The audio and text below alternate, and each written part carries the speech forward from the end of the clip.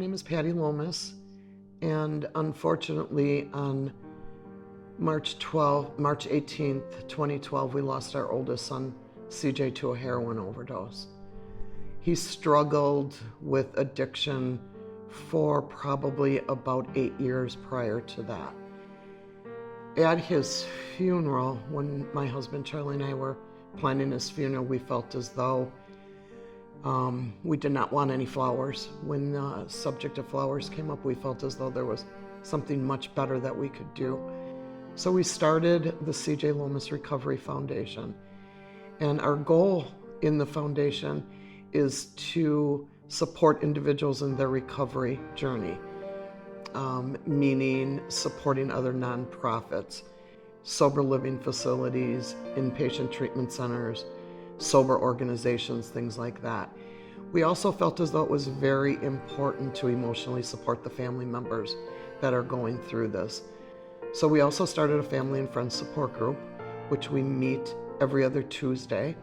And we just provide a safe, non-judgmental atmosphere for family members to come, share their story, get some feedback from us.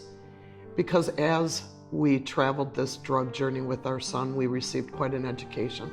Obviously not one that any parent would want to go through, but nonetheless we received that. And at the time we felt as though it would be a shame not to share that with other families. So when we started the foundation, we really didn't know what we were going to do. We had no idea how it was going to turn out. But in the last 8 years, fortunately, we've been able to help many individuals. It was a horrible journey. We watched CJ start in middle school, drinking a little bit with his friends during lunch, at parties after school. Then he started smoking some pot, again, only on the weekends, maybe with his friends. His demeanor started changing. His work was not important to him any longer. He was lying, cheating, stealing. By this time he was in high school. Things just progressed very quickly. As a mom, I guess I felt as though I should have seen it coming. And I didn't. I didn't see that it was that horrible, that he had really become addicted.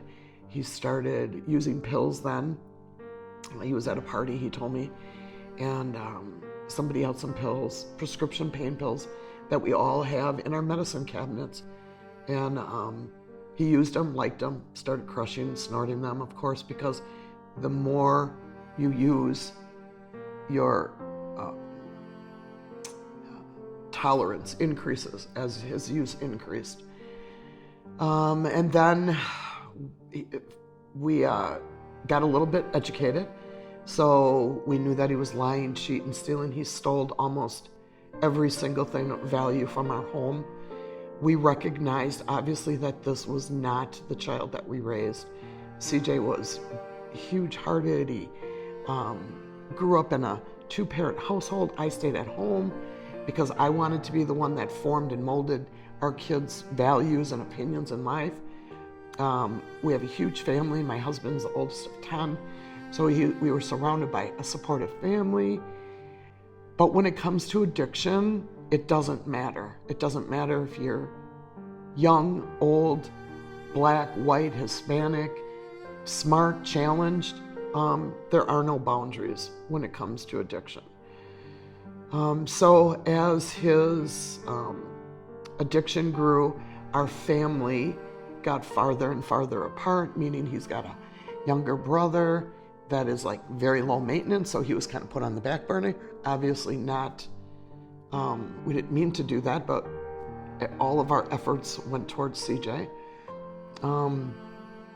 Once he started crushing and snorting the pills and graduated from high school, and he went into an ironworker's apprenticeship and got kicked out of that because he failed 2 drug tests. It was pretty much the beginning of the end for him. Over the next couple of years, he was in and out of 3 inpatient treatment centers, countless sober living facilities, drug and counseling, drug and alcohol treatment counseling.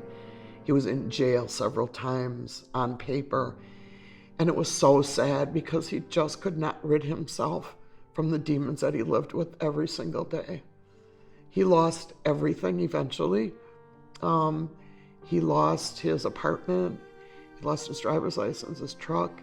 Like I said, he lost his apprenticeship that he worked so hard for and was so proud of.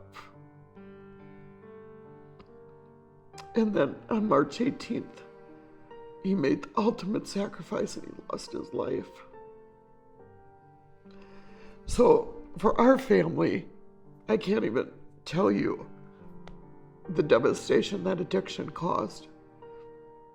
I wish I would have saw it coming, but I think a lot of us live by not my kid syndrome. And obviously for us, it was our child.